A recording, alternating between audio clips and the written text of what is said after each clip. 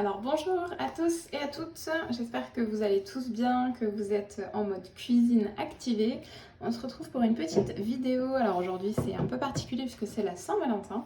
Donc on se retrouve pour une vidéo de recettes très simple. J'ai décidé pour ce soir de nous faire une petite soirée pizza vraiment très classique. Donc on va partir sur une pâte à pizza liquide, donc pâte à pizza express pour ceux et celles qui n'ont pas le temps ou n'ont pas l'envie de cuisiner. Et pour ce faire, on va utiliser donc dans un premier temps notre shaker. Donc là j'ai la grande version et le moule en silicone rectangulaire, vous voyez celui-ci, pour que notre pizza soit parfaite. Alors tout d'abord, avant de commencer, quand on cuisine avec des moules en silicone, j'ai sorti ma plaque du four, je viens de sortir mon moule à silicone de mon placard, je vais passer un petit coup d'eau froide dessus puisqu'il y a toujours des petits résidus qui peuvent se mettre, on peut même repasser un petit coup d'éponge. Comme ça, vous assure qu'il est tout propre, prêt à être réutilisé.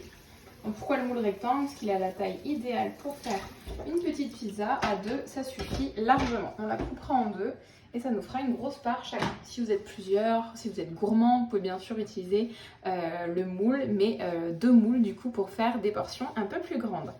Alors on est parti, donc les ingrédients toujours très simples. Alors là il me faut 75 ml de lait. Donc, l'avantage du shaker, c'est que je vais pouvoir l'utiliser comme doseur. Alors, en fait, à l'intérieur du shaker, je ne sais pas si vous verrez, il y a des stries. Et il y a également donc, des graduations en millilitres. J'ai 25, 50 et 75. Donc, je vais utiliser du coup le capuchon de mon shaker pour pouvoir doser mon lait. Donc, on fait bien attention qu'il soit bien fermé avant de mettre du liquide dedans. Donc, je vais remplir jusqu'au trait 75, c'est ça, hop, je verse dedans, tout de suite fermer mon lait puisque je suis un petit peu gaffeuse, un œuf, donc mon œuf est là, je vais le casser sur mon évier et surtout pas sur mon shaker, hop, pour ne pas l'abîmer, on rince un petit coup les doigts.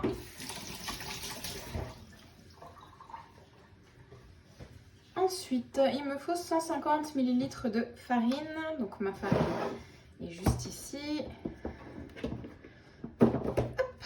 Alors, 150 ml, c'est ma cuillère de 50 ml. Donc on va faire tout simplement 3 cuillères. Donc c'est les cuillères Ara. 1, 2 et 3. Donc ça, c'est tout bon. Ensuite, il me faut 50 ml d'huile. Je reprends ma cuillère. Ça va être de l'huile d'olive. 50 ml. Un petit peu long à verser. Ah, vous voyez que la bouteille, c'est pas grave.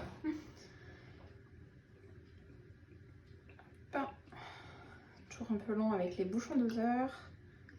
Alors dites-moi en commentaire si vous faites un petit plat sympa ce soir à la maison, si vous sortez au resto. Ce que vous avez prévu, dites-moi, je suis un peu curieuse. C'est toujours sympa. Ça peut donner des idées pour plus tard. 2 ml de levure chimique. Donc là, je vais prendre mes petites boîtes à bascule en promo cette semaine. 2 ml, 2 ml. Ça c'est la 5. Pourquoi j'ai sorti toute celle-là? Je ne sais pas. La 2 ml est juste ici. Parfaite pour peser, hop, impeccable, je la remets dans ma petite boîte, on n'en parle plus, c'est rangé. Et bien sûr, un peu de sel et un peu de poivre. Hop. Vous pouvez rajouter d'autres petites choses dans votre pâte. Ça peut être du persil, ça peut être du basilic, ça peut être de l'ail. Nous on aime bien l'ail, donc je vais rajouter un petit peu d'ail dans ma pâte. Donc le moule rectangle est en promotion, enfin en cadeau hôtesse ce mois-ci, mais il est également en vente au catalogue. Et si jamais vous ne l'avez pas, vous pouvez très bien aussi utiliser votre feuille à rebord pour faire une grande pizza, ou aussi les moules à mouli cake qui étaient en vente l'année l'année dernière, qui sont des petits moules ronds. Et ça vous permet de faire des petites pizzas un peu plus individuelles si vous avez des enfants, si vous avez plusieurs. Comme ça, vous pouvez changer les parfums, c'est quand même sympa. Donc là, on va mélanger. Donc j'ai tout mis dans le shaker. Je pose mon ailette pour mélanger. J'ouvre le bouchon du capuchon avant de fermer pour ne pas créer l'effet adultère. Je ferme et seulement ensuite, je viens fermer le capuchon. Donc je mets bien sûr les 2 doigts au cas où et je secoue vers le bas. Pourquoi? Parce que c'est plus facile. En fait, on bouge moins si vous voulez.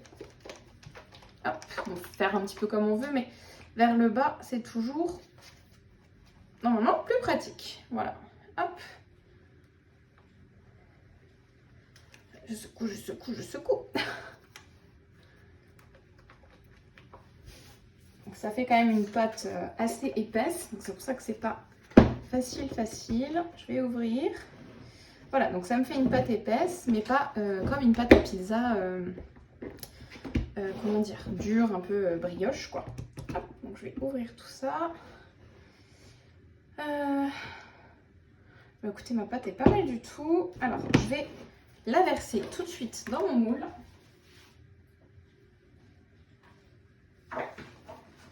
Donc si jamais vous n'avez pas le moule en silicone, vous pouvez aussi, je fais juste un peu de place, utiliser votre Ultra Pro, et oui, votre base, le couvercle pardon de l'Ultra Pro, et en fait, donc verser la pâte à pizza dedans pour faire votre pizza dans l'Ultra Pro, et recouvrir de la base de l'Ultra Pro pour qu'elle cuise tranquillement. Vous voyez que les possibilités sont quand même nombreuses. Alors, je vous fais de la place. J'avais sorti mes ingrédients en avance. Donc vous vous rappelez, chez nous, les moules sont assez petits. Pourquoi? Parce qu'on peut en mettre 2 sur la grille. On gagne un petit peu de temps. Surtout quand on est nombreux à la maison et qu'il faut cuisiner pour plusieurs. Donc là, hop, j'ai ma pâte à pizza, donc express et surtout liquide. Alors, vous voyez comment elle sort. Donc pas besoin de temps de repos, pas besoin de levure fraîche, pas besoin de machine à pain ou de beaucoup d'huile de coude hein, pour pétrir cette pâte à pizza. Hop, alors comme c'est très épais, j'essaye de sortir le maximum, mais je vais l'ouvrir ensuite pour pouvoir utiliser ma spatule en silicone et ne pas en perdre une miette. Vous pouvez également la faire à la poêle. La mettre dans une poêle chaude. Allez, hop, on va utiliser la spatule. Donc je racle déjà l'intérieur de mon couvercle. Hein, vous voyez que j'en ai quand même pas mal. Hop. Je vais enlever les lailettes. J'essaie de ne pas en mettre plein les doigts. Bon, il me reste pas grand chose. Hein. J'ai enlevé le maximum, mais je vais juste venir tranquillement avec la fine, voilà, racler tout ce qu'il faut.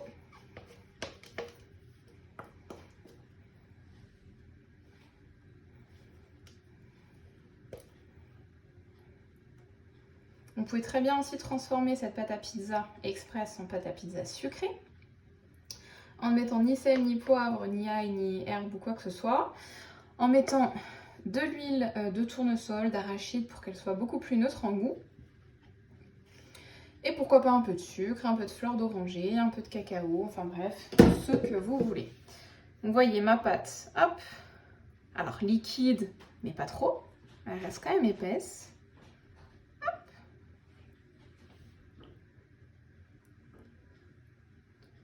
Voilà, donc elle est bien éparpillée.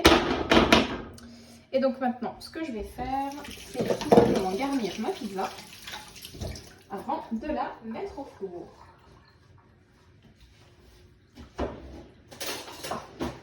Alors, comme base, je vais utiliser du fromage blanc. Chez nous, on n'aime pas les pizzas basse tomate.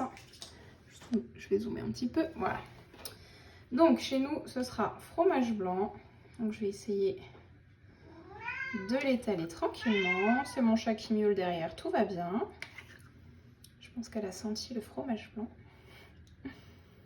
Hop. Donc, vous voyez qu'on arrive quand même à étaler puisque la pâte à pizza reste épaisse. Elle n'est pas non plus trop liquide.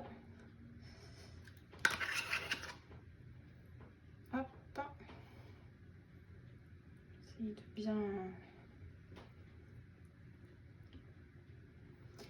bien en mettre partout. On termine à la spatule, évidemment.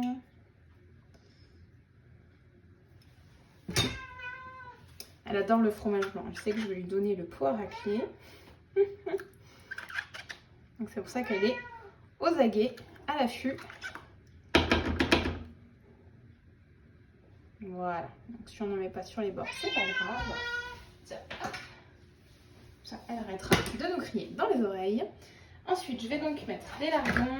Donc j'avais un petit reste de lardons, bien sûr, dans un tupperware au frigo. Mais comme ça ne va pas faire assez, je vais ouvrir une autre barquette. Et comme ça fera trop, j'en remettrai au frigo. C'est un cycle sans fin. Hop. Tac. Je vais ouvrir l'autre barquette. Donc la base à pizza, toujours la même. Et après, vous l'agrémenterez comme vous voulez. Des anchois, ça peut être donc une base tomate, ça peut être de la viande hachée, ça peut être du poulet, ça peut être une pizza végétarienne avec que des légumes. Ça peut être plein de choses, hein. Vous savez bien ce que vous aimez. Pizza au fromage, c'est sympa si vous avez plusieurs moules. Pour faire une pizza au fromage, une pizza aux légumes, une pizza à la viande hachée, des petites choses comme ça. Ça peut être chouette là, comme on est en Alsace. Enfin, on est dans les Vosges, mais on est alsacien, on aime bien les tartes flambées. Et c'est vrai que c'est vraiment le type de pizza qu'on aime. Les pizzas type tarte flambée. Donc souvent lardons, fromage, champignons, minster, tout ça. C'est les choses qu'on apprécie le plus. Allez, hop. Et pour compléter tout ça, on rajoute des petits champignons que j'ai déjà coupés en lamelles. Je vais essayer de les disposer un peu joliment. Qui cuisent tous aussi de façon uniforme. Tac, tac, tac. Puis l'avantage de ce moule, hein, c'est d'avoir une jolie pizza qui va avoir la même forme. Elle n'aura pas de bord biscornu. Elle sera très nette. Vous verrez qu'elle se démoulera très facilement. Pizza digne d'un resto. À la maison, avec tout ce qu'on veut dessus. Pas besoin de dire je veux cette pizza mais sans les oignons. Je veux cette pizza mais j'aime pas les capres. Je veux cette pizza sans les olives. Tout ça, tout ça. Et on va finir par du fromage. Puisqu'une pizza ne serait pas une vraie pizza sans fromage. J'ai dû compter. Et je vais en profiter pour vous montrer comment donc utiliser le moulin. Donc il est composé de plusieurs parties. Vous avez le réceptacle dans un premier lieu avec ses pieds antidérapants. Je vais redézoomer un peu, excusez-moi. Ensuite, on a la partie du dessus, qui est celle-ci, donc une partie en plastique. Vous avez le moulin ici. Et un troisième morceau qui va venir, vous avez un trou ici, on voit, hop, ça va venir se clipser, hop, pour que le trou ressorte bien ici. On le clipse ici, vous voyez, hop, ça bouge plus. Je coupe mon morceau de comté. Je vais pouvoir en mettre deux. Enfin, je vais le couper en deux, je vais pouvoir mettre les deux morceaux dans le moulin. Tac. On a bien sûr le poussoir pour pousser, comme le mixeur, qui a un côté plus large, un côté plus étroit. Et on mouline. Donc, on n'a pas besoin de force ici pour tourner, c'est plus ici pour un petit peu appuyer. Mais ça se fait hyper facilement. Donc, vous pouvez l'utiliser pour moudre, râper votre comté, votre gruyère. Moi, je sais que du coup, maintenant, j'achète le gruyère en entier. C'est moi qui le râpe. Ça coûte moins cher, c'est plus économique. Il n'y a plus de moisissure au fond du paquet, ce qui m'arrivait très souvent. Donc là, vous voyez, déjà, ça sent trop bon le comté. J'adore ça. Vous voyez qu'en 2 secondes, mon comté, il est râpé. Et donc, si jamais là, je faisais pas de pizza, hop, j'en profite. J'ai le petit couvercle. Pour après, je mets mon couvercle et ma petite boîte va au frigo. C'est ma petite boîte à fromage. Donc là, je vais déjà mettre sur ma pizza, voir est-ce qu'il m'en faudra plus ou non. Alors je vais rajouter, j'ai pas mis des petites herbes. Hop. Un petit mélange d'herbes Knorr, alors il y a pas mal de choses dedans. J'ai le gros trou, je vais essayer de faire doucement. Vous pouvez mettre des herbes de Provence, persil, basilic, hein, ce que vous voulez. Là c'est des petites... hop. Voilà, histoire de ramener encore un petit peu de goût. Et on finit par le fromage. Ah, j'ai mis la boîte là. C'est parti.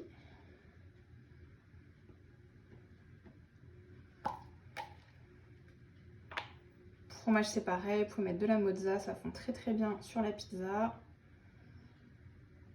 Du cheddar.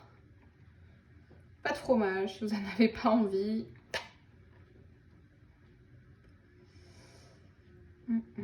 Ce que j'aime vraiment dans cette recette, c'est la rapidité de la pâte qui se fait déjà très rapidement puisque vous avez juste besoin d'un shaker ou au pire hein, d'un saladier avec un fouet, mais le shaker va très très bien.